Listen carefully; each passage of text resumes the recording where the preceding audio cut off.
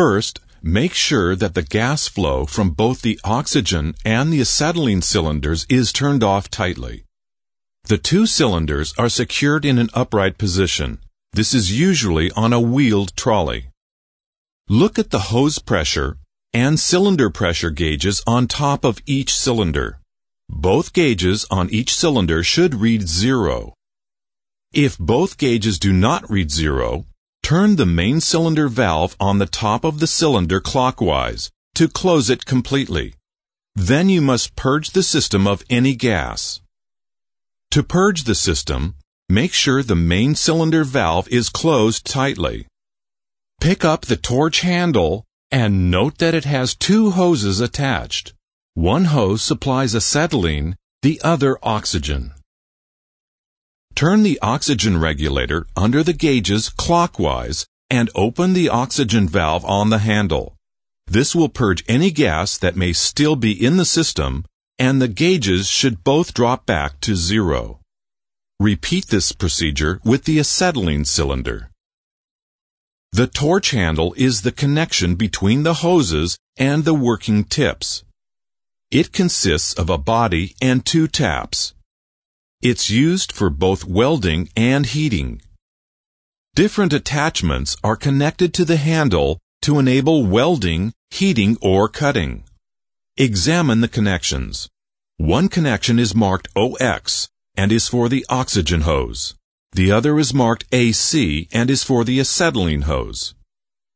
As a further safety precaution, you'll find the oxygen connector is right-hand thread, and the acetylene connector is a left-hand thread.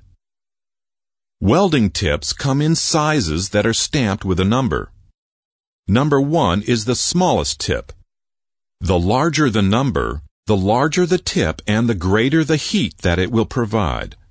Select the tip size suitable for the heating task and screw it onto the end of the torch handle. Hold the torch handle in your hand so that you can comfortably adjust the oxygen and acetylene taps. Position the tip so that it faces away from you. Gently tighten the tip securing fitting. You are now ready to adjust the gas pressure for heating. Look at the two valves on the torch handle.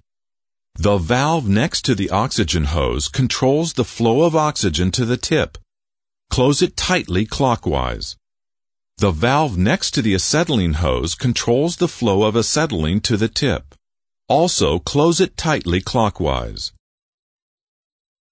Now that you're ready to use the torch, turn the main valve on the top of each cylinder counterclockwise half a turn to open the valve. The needle on the cylinder pressure gauge will rise to show you the pressure in the cylinder. Turn the oxygen regulator handle clockwise until the needle in the gauge registers 10 psi. Turn the acetylene regulator handle clockwise until the needle in the gauge registers 5 psi. This is your working pressure for heating.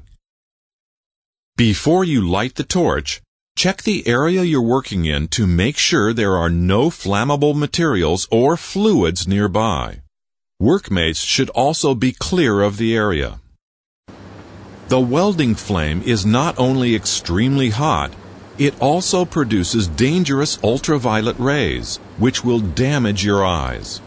It is absolutely vital that you are wearing the right safety gear, gloves and tinted goggles or face mask. So put them on and adjust them comfortably. Now you are ready to ignite the torch with the striker.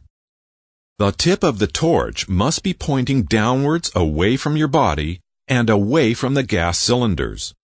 Turn the acetylene valve on the torch handle slightly towards the on position. You should hear the gas hissing. Hold the striker against the tip of the torch with the lighter cup between the torch and you. Flick the striker to create the spark that will ignite the gas at the tip of the torch. Open the acetylene valve slowly until the sooty smoke produced by the torch disappears. Then slowly open the oxygen valve on the torch handle.